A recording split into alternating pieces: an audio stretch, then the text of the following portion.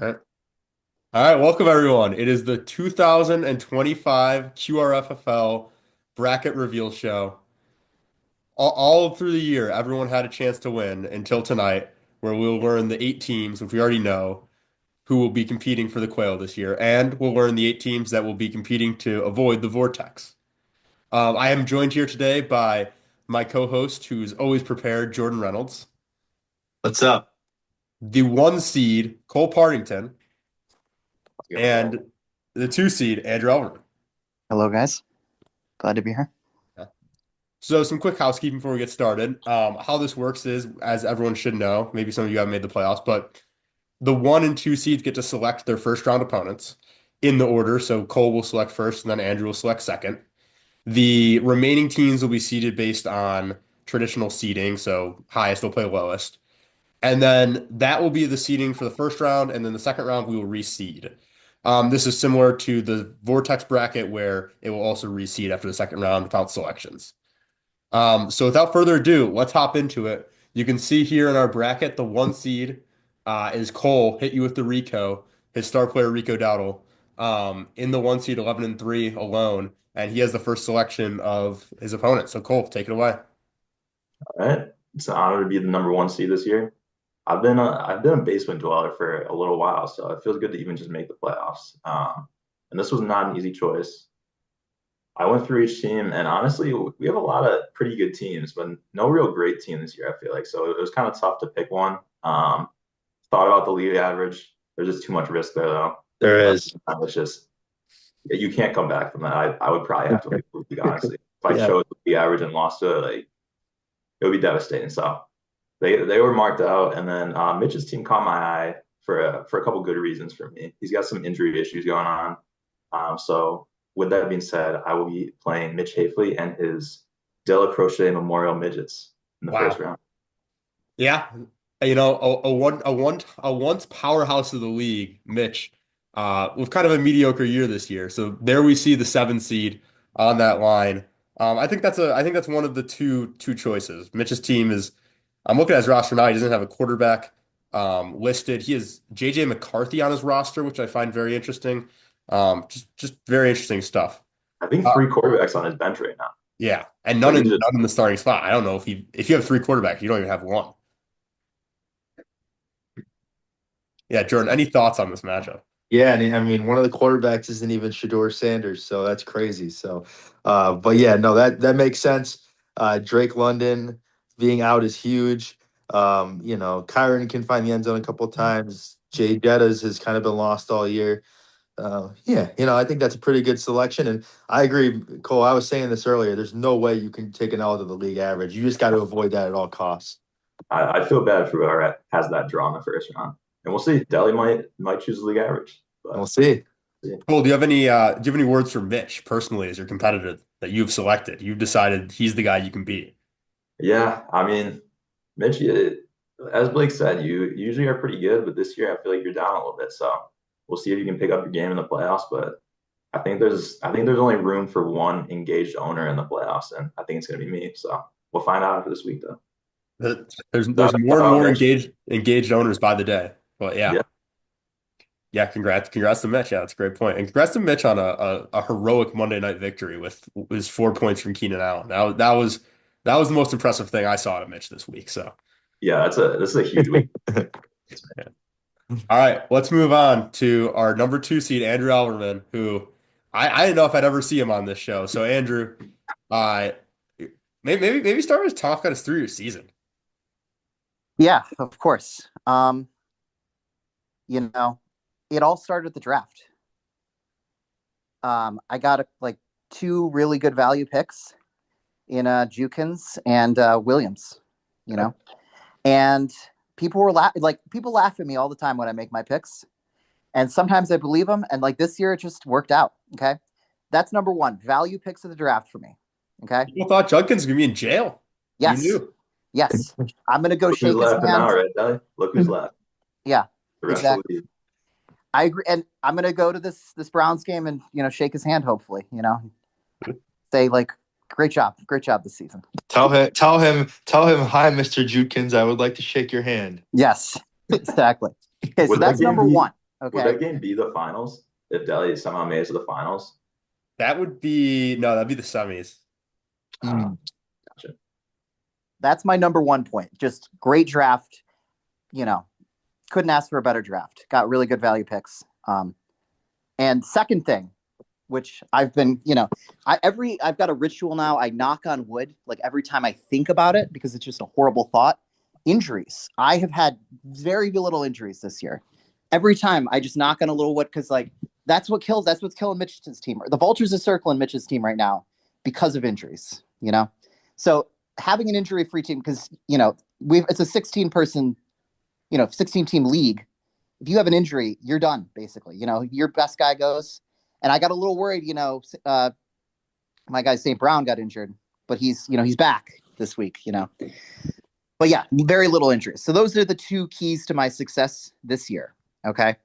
So with that being said, I'm going to go into my pick. Okay. First of all, Cole, that was a very predictable pick.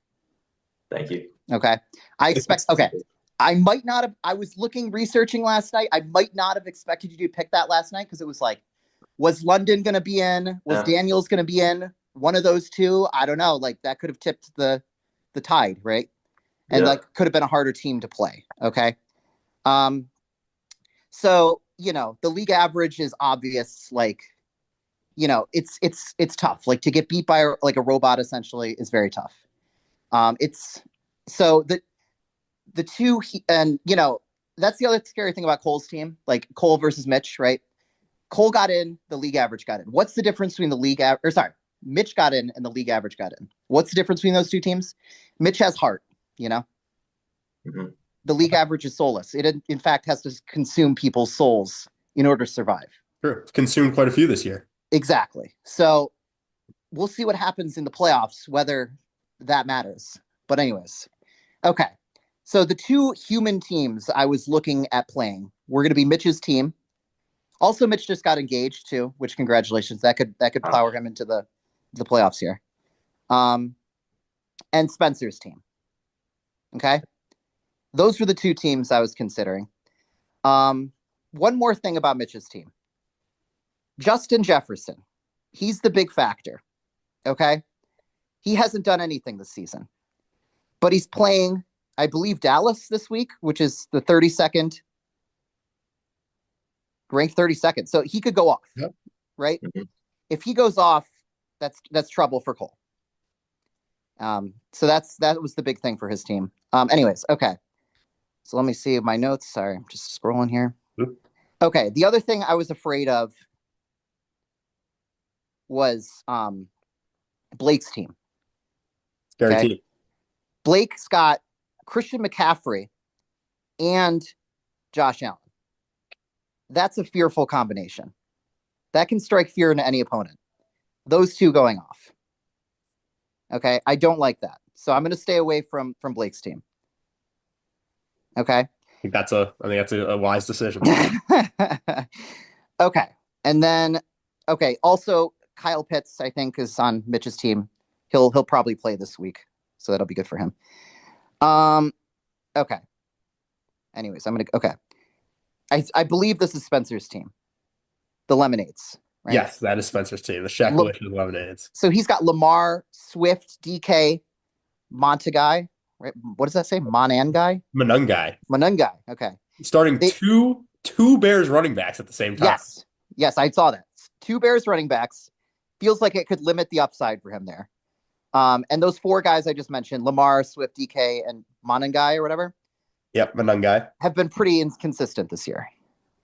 So he's got a lot of limiting factors there. Unless the Bears have a big scoring week. But they're not gonna. They're playing the Cleveland Browns. Yeah, it's a bad matchup for the Bears. However, Tony Pollard just ran for 1 billion yards on them, so I don't know. That's true. And then he's got Etienne, right? ETN. Wow. He's been doing pretty good recently. Yep. So he'd have to have a down week. Okay. He's benching Lamar right now. Yeah. He is. Yeah. He's got sunshine in. We'll see. And I was then, scared of Lamar. Who's JSN? That'd be Jackson Smith and Jigba. That'd be the best player in football. That'd be the wide receiver 1 this year. Yeah. Him and Derrick Henry. So that's like So it's like the CMC Josh Allen combo, and This then is the Ventura's JSN team for those following along Derrick at home. Henry. For those two teams. So, but yeah, because Henry, you never know what could happen. Yeah. So All takes one puck. Yeah, just takes one. If Lamar, Travis, McBride, Waddle have a good game, could be nice for them. The Lemonades. It's pretty solid roster. Okay. Yeah, injuries were a factor. Okay. DK might be questionable. I think it got like hit in the stomach or something. Saw DK on punt coverage last week. That was strange. Yeah, something's going on there. But, he should be okay. Okay. With all of that in mind, it really comes down to the league average or Spencer's team, the Lemonades. Okay. Edge of my seat, Andrew. I'm going to go with. Let me take one more quick look. I'm sorry, guys. Take your I'm time. starting to think that whole soliloquy was stalling. He's he has to look at the roster of the league average. Yeah. I'm probably going to go with the league average. Are you probably going to go with the league average, or are you going with the league average? Let's see. He's okay. Spencer's projected at 94. Okay. Let's see what I'm projected at. 105. That's way more. That's way more. And it'd be kind of cool to like beat an actual human this week. Okay. And then I'm gonna go with Oh man. Okay. Looks like everybody's before you make the pick. I'm gonna go with the Lemonades. Final answer?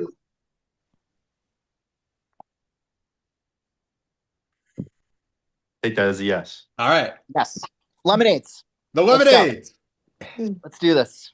The Shackalicious Lemonades, your 4 seed. So both Cole and Andrew had the opportunity to say, all my team needs to do is beat the average of the playoff and the non-playoff teams, and they opted away from it.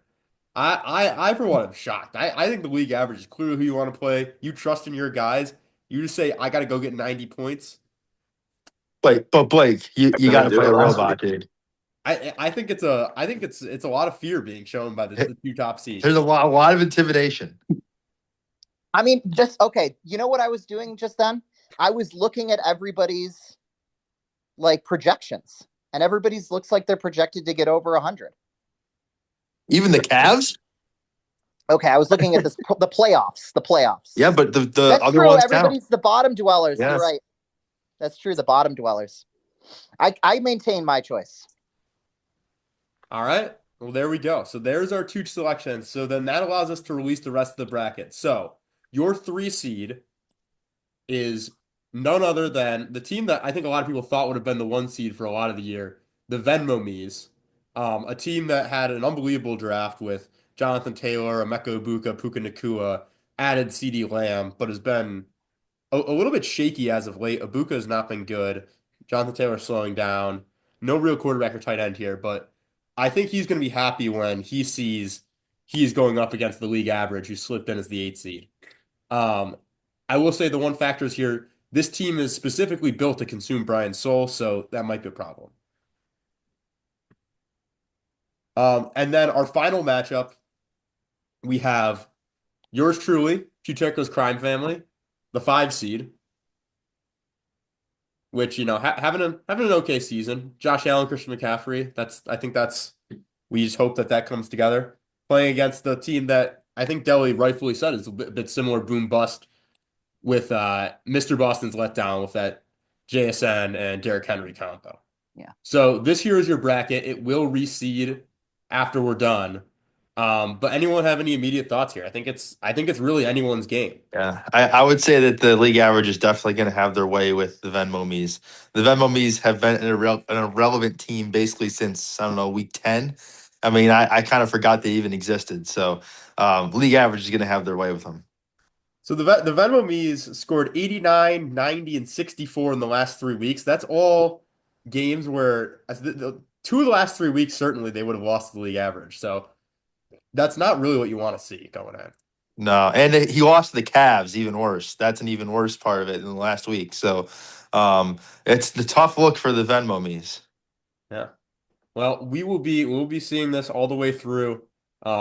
See if we have a brand new first time quail winner this year. I think everyone on this call, I guess Jordan, you've won the quail, haven't you? Is that accurate?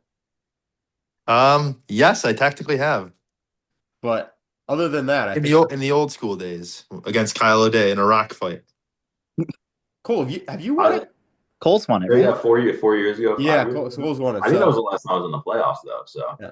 Wow. we're a bust for me. Experience Wow. winning. Oh We'll yeah. see. That year Didn't you know won that. it. You beat me. That was yeah, I remember that. I had timed early. I was mad about that. Yeah, Uh, so yeah. yeah, we will see. We'll see if somebody new wins it. See if someone who's already on the trophy wins it. We still have not had a repeat victor, so we'll see if That's sick. can become the first two-time quail champion. Closing out for housekeeping here, we also have the run from the vortex. Um, and you can see this is same style bracket, except the loser moves on. We have the men's coffee club as the 16 seed, 4 and 10, playing trimming the fat. Adam, who heartbreaking loss to Mitch on Monday night. We have the Vortex Twisters, who had a decent season, did not, and ended up having a much worse record than they deserved. Playing against Keep Sleeping was a much better record than they deserve. Hopefully, Jack can slide out of this tournament early and not have to make me find where in the rule books what happens when the Vortex person's in the Vortex Championship. And then we have Tush Pushers versus Wiki Feet Super Users and Cleveland Cavs versus the Shreveport football team. Jordan, any comment on your Cavs and if you think you're at threat of winding up in the Vortex? Um, hmm. You know what? I think that we're too flush through the flex. Now, I will say our running backs are just horrific. So, I mean, I guess that's kind of like having a shitty wide receiver and a shitty flex or something like that. But yeah, no, I mean, Harold Fannon's been going off recently. Nico's been doing well. If Pickens can pick it back up. I think we got too much potential, but there is enough deficiencies in this team where we could absolutely be vortexing come August. Yeah, I looking at your team, yeah, the running, but you're playing Samaje P. Ryan. Maybe throw JCM in there just for fun. I don't think he's earned it. Well, all right, we will try. I think we've covered it all here. Cole, Andrew, thank you for joining us. I look forward to another incredible year in the QRFL playoffs. Excellent. Thank you for having me. Yeah. All right. Good luck, everybody. Go Boat Captains.